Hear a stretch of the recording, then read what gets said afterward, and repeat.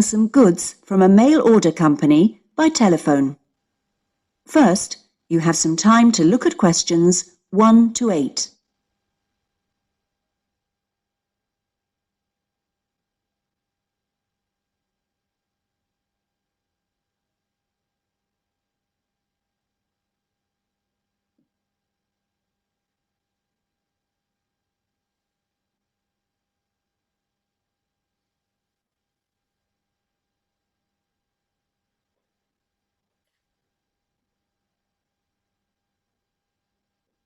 Listen carefully to the first part of the conversation and answer questions 1 to 8. Cosmic Home Delivery. My name is Gary. How may I help you today? Hello, I'd like to place an order. Certainly, madam. I'm afraid our computer system crashed earlier today. I'll have to take the details down on paper and then enter them later when it's been fixed. Is that okay? Yes, of course. So, can I take your name, please? Yes, it's Alexandra Hornby. Sorry, could you spell the surname for me? H... Yes, then O-R-N-B-Y. Oh, fine. And then your address. That's number 28 Wood Road, which is in Ilford, I-L-F-O-R-D, and that's near Northchester. The postcode's NC1 2FR. Thank you. And do you have an account with us? I do. I've got the number here. 944-56781. Is that long enough? 8 digits? Yes, it is. Good. Now, what would you like to order today? I want a coffee table. I think there's only the one type. I expect so. Perhaps you can tell me the price. I can use that to check later, just in case there's more than one. Yes, it's £39.99p. Fine. Sorry about all these extra questions. It's no problem at all. Now, that size of order value does mean you're entitled to a free gift. Did you want to take up that option on this occasion? Yes, I do. I've already got a calculator like the one on offer, but I do like the look of the handbag, so I'd like one of those, please. Certainly. And can I just check, as an account holder, you may have been sent a voucher. Oh, yes, for a discount. Let me see. The reference number will probably start with the letter D. Ah, it does, and it continues BR29. Great. Now, how would you like your order delivered? There's standard service within a week, and then express, which comes within 2 days, or special, which means it arrives the same day. Special would be ideal, but I know it's a bit expensive, so I'll make do with express, I think. Standard is very slow. It is, to be honest. Before you hear the rest of the conversation, you will have some time to look at questions 9 and 10.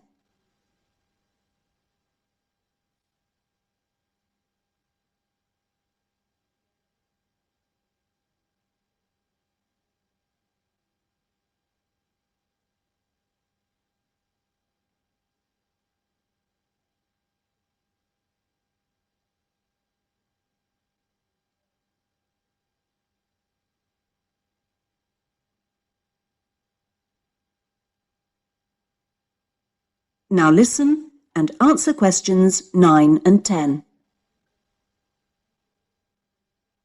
Well, that's your order completed.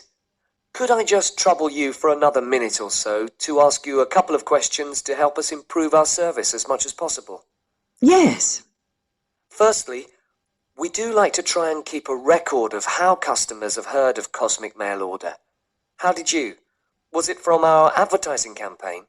Oh, I think I would have remembered any advertisements, on TV, for example. I only read newspapers occasionally, so that would have passed me by. A friend of mine had been using you for years and encouraged me to give it a go, so I looked on the internet to find you to see what was available on the site. That's great, thank you. The second thing is, we're thinking of introducing a number of promotional offers. Oh, yes, I got a little brochure about them with my last order. I've got the list here. So can I ask which ones appeal to you? Well, let's see. There's quite a few things here that don't really apply to me, actually. For example, my mobile phone bills are so low that I hardly notice them. Likewise, they shut down the local cinema. I do enjoy a meal out, though, so that discount could be of interest. And I like to get away at weekends when I can, and some of the places you want to visit are expensive, so it'd be lovely if they became cheaper. As for planes, well, I haven't been abroad for a while now, and in any case, I prefer the train where possible. Fine. Well, thank you very much for your time. Not at all. That is the end of part 1. You now have half a minute to check your answers.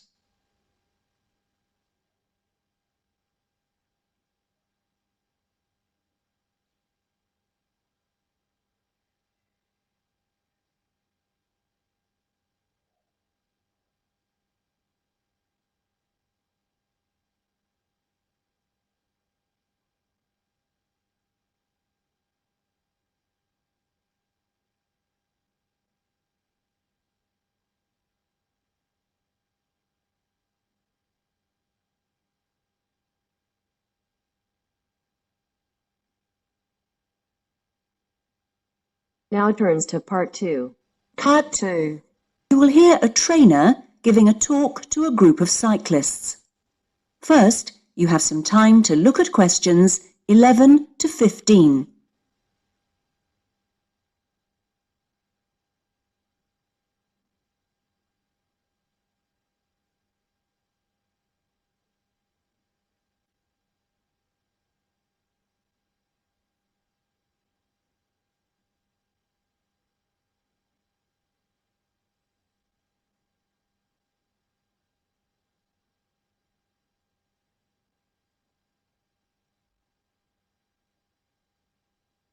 Now listen carefully to the first part of the talk and answer questions 11 to 15.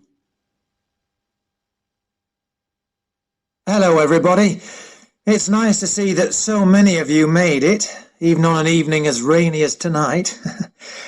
Okay, now, whether you're new to cycling as a sport or are returning to it after some years' absence, I'll just go over a few basic points. Now, race preparation is a complex business and there are many factors to consider. The first area of concern is mechanical. Now, this involves the machine itself, that is, your bike, and also, no less importantly in fact, clothing. This will protect your body and aid your performance, providing you wear the right kit. The next area to concern yourselves with is the mental. This is you as a person. You can have the best bike in the world, but you won't get the most out of it if you don't have the right mindset. So, tactics are important to consider. Another factor which is essential to a good performance is determination.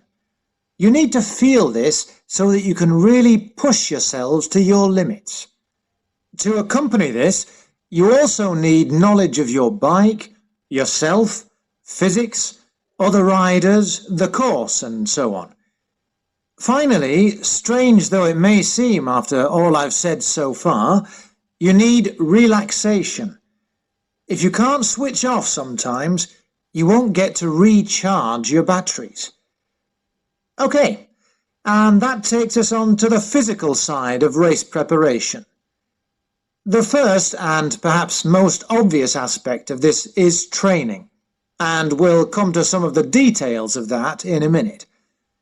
Another important aspect to pay attention to is diet, and you'll soon find that if you don't eat well, you won't see yourselves performing as well as you might.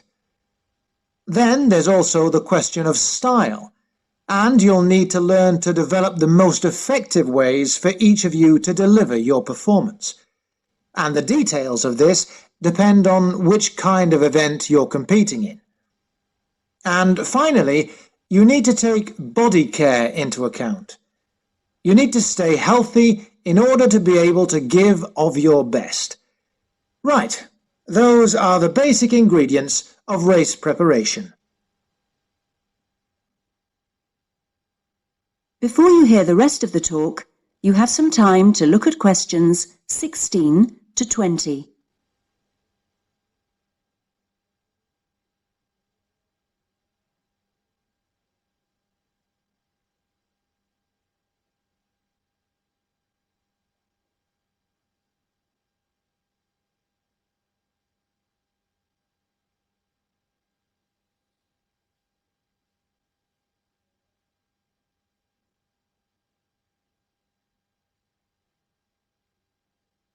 Now listen to the rest of the talk and answer questions 16 to 20. Now I'd like to turn your attention to some of the details of a good training regime and what you should and shouldn't do through the year. Let's consider various activities in turn. The first thing to think about is circuit training.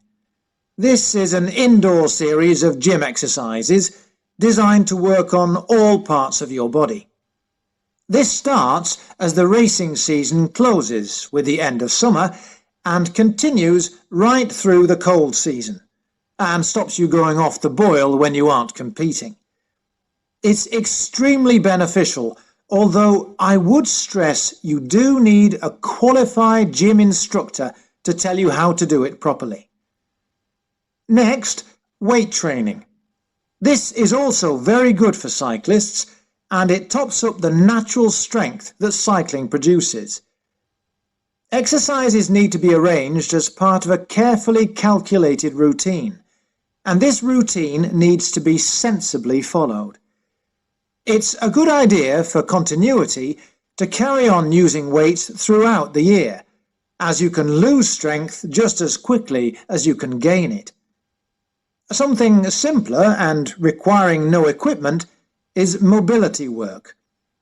While cycling has a great many benefits for the body, it doesn't work every part of it, and indeed keeps some parts locked in pretty much the same position.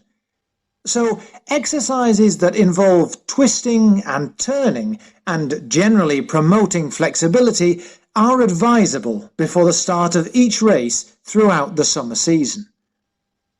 Another important activity is pleasure riding. Perhaps this doesn't sound so important to you, but you don't race all year, and when you do race, it's pretty hard riding.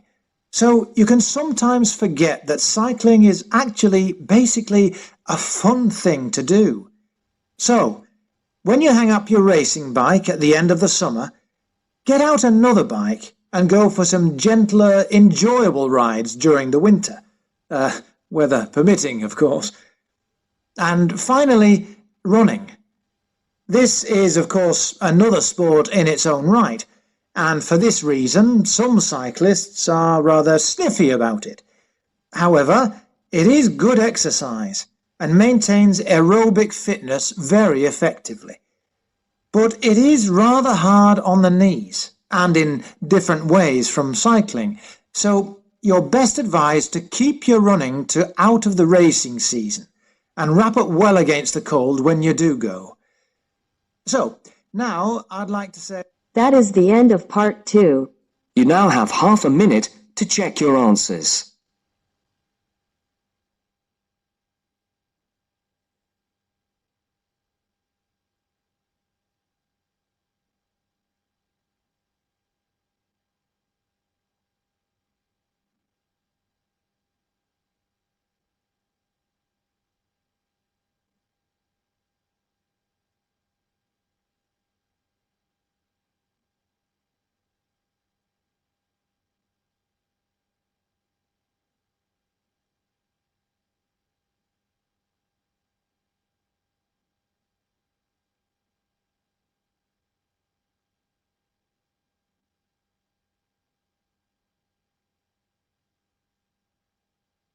Now turns to part 3.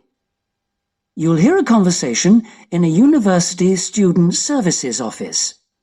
First, you have some time to look at questions 21 to 25.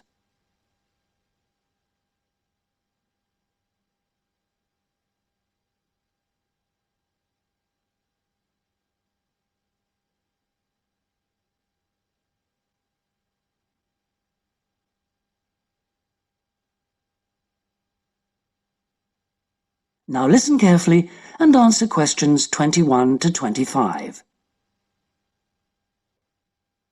Hello, I'm Dawn Matthews. Yes, hello. I've been referred to you because I'm inquiring about the refresher courses that you run. I'd like to find out a bit more about them. OK. Well, we run quite a few different short courses for students who are either returning to study or studying part-time. Tell me about your situation. Well, I think that I really need some help in preparing for the coming semester, especially to build up my confidence a bit and help me study effectively because, you see, I've been out in the workforce for nearly 12 years now, so it really is a long time since I was last a student. Yes, it can seem like a long time, can't it? Well, let me start by telling you what courses we have that might suit you. Are you an undergraduate or a postgraduate, arts or sciences? Undergraduate, and I'm in the business faculty. Right then. Well, first of all, there's our intensive Study for Success seminar on the 1st and 2nd of February. Mm-hmm. It's aimed at students like you who are uncertain about what to expect at college and looks at a fairly wide range of approaches to university learning to motivate you to begin your study and build on your own learning strategies. That sounds good. What are some of the strategies that are presented? Well, we try to cover all aspects of study. Some of the strategies in writing, for example, would be improving your planning for writing, organising your thinking, and building some techniques to help you write more clearly. With reading, there'll be sessions aimed at getting into the habit of analysing material as you read it, and tips to help you record and remember what you've read. It really is very important to begin reading confidently right from the beginning. There's also advice on how to get the most from your lectures and practice in giving confident presentations, as well as how to prepare for exams. What about the motivational side of things? Well, there's a range of motivational exercises that we do to help the students feel positive and enthusiastic about their study. The process of learning and exploring a subject can lead to a whole new way of looking at the world, and the study skills and techniques that you build up can be applied in all sorts of different ways. Before you hear the rest of the conversation, you have some time to look at questions 26 to 30.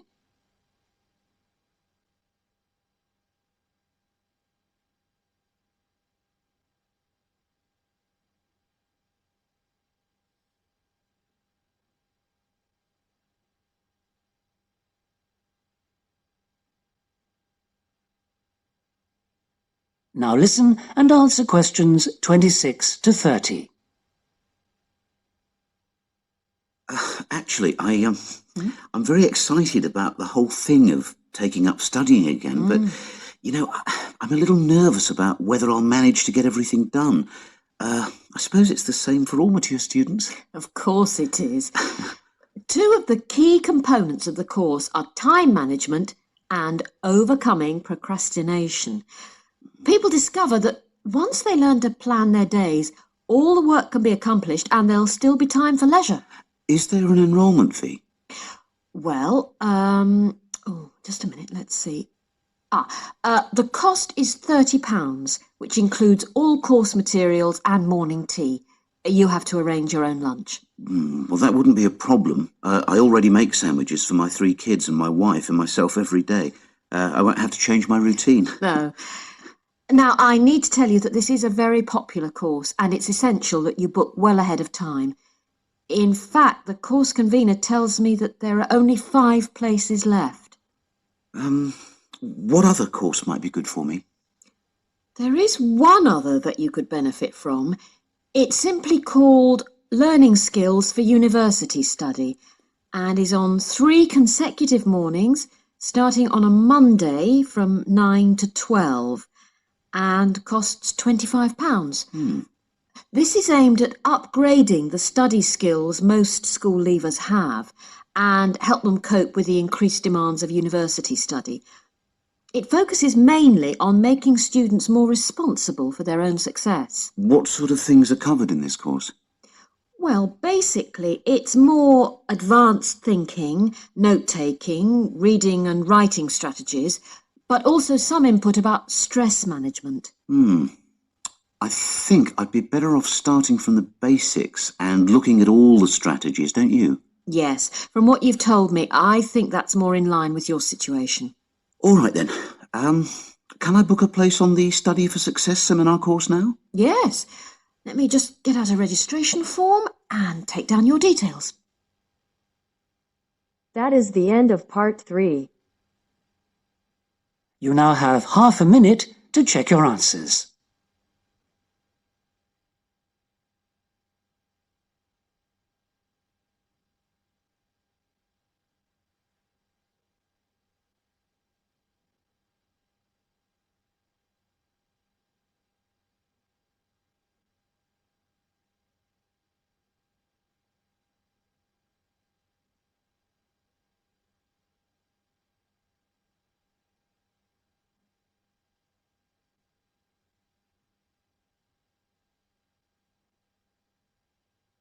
Now turns to part 4. You will hear a writer giving a talk about the different kinds of writing that the audience might want to try doing. First, you have some time to look at questions 31 to 40.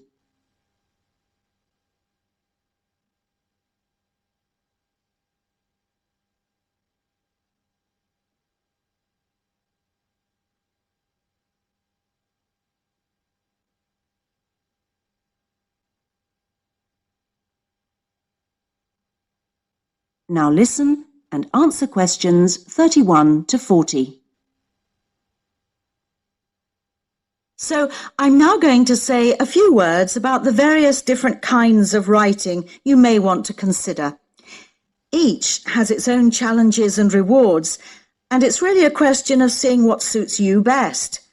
There are no rights and wrongs here. Let's start by considering the short story. Remember that a short story isn't just a very concise novel.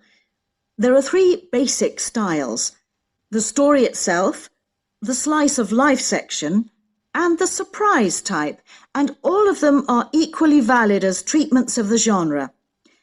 When producing a short story, you don't have time for a slow build-up of interest, so you need to get in there straight away and begin with a crisis. Then there's non-fiction, which can sell very well, with biographies in particular frequently hitting the bestseller lists. It's important, however, to be sure your chosen topic is genuinely interesting to people, and you know enough about it to do it justice. So when you're submitting your idea to a publisher, it's worthwhile to give them details of specialist knowledge you have. What about articles? Now, this is a very wide area, of course, going from the very learned and obscure to the populist gossip type. Articles based on giving advice are a proven area, and to give them a sufficient focus, you should produce your article for a definite market. That will help to define your purpose. Turning to something different, there's the question of poetry. It's often hard to define what poetry is exactly. Maybe it's easier to say what it isn't. But it should be subtle, so the message of a poem oughtn't to be overly obvious. True poems let the ideas sit there for the reader to ponder. What they must do is sound good, like singing. So I recommend reading what you write aloud to yourself to check the melody. Well, then there's plays, which are basically novels, but told only through conversation. A playwright includes minimal instructions for actions, But not for every small action the actors will perform. Things such as moves towards sofa and so on are for the director to come up with. If you're thinking of trying your hand at a play, a good starting point would be to educate yourself a little in the art of acting, so that you know what the people who deliver your work can and can't do with it. What next? There's radio, of course. Radio uses an enormous range of material, and the BBC Writing for Radio Handbook contains information about all of this. To begin with, I suggest regional stations for sending your stuff to. The competition for national radio is extremely high. Okay, another interesting area is children's literature. Now, very few, if any, children's books are published without pictures, but this doesn't mean that you, as writer, have to draw them. That's for the illustrator. What you do need to do is be clear who you want to write for. So fix on one age group, and then aim your stories at that.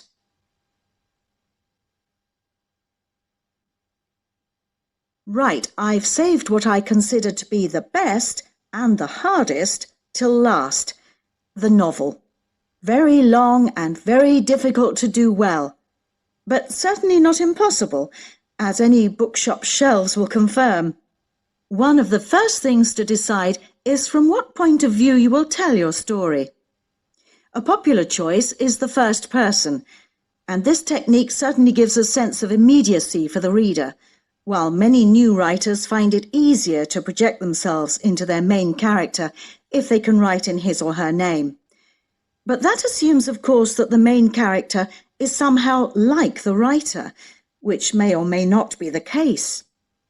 Meanwhile, if your book is all narrated by I, you can only put into your story things which are experienced by that character, which may prove to be rather restricting. Now, there are all sorts of pitfalls for the novelist, and many of them relate to the issue of providing a balanced narrative. Every time you introduce a character into the story, you have decisions to make.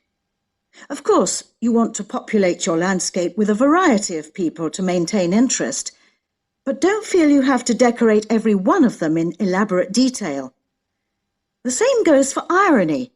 All too often, an inexperienced writer will create a strong ironic situation and then spoil it by spelling out what they mean by it, as if readers were too stupid to understand. A few contrasting details should serve to make the point clear. A big challenge for new novelists is dialogue. What is the relationship between conversation as people really speak and as it is in novels? Well, it depends. If you recorded actual conversations and copied them straight into your narrative, readers would get confused and bored, all those unfinished sentences going nowhere. On the other hand, you don't want to write out page-long utterances by characters, as these will seem unrealistic to an extreme, but you can insert minor descriptions and actions to vary the pace and add interest. Well, I hope what I'm saying is encouraging and not too off-putting about the various difficulties. Are there any questions at this point? That is the end of part 4. You now have half a minute to check your answers.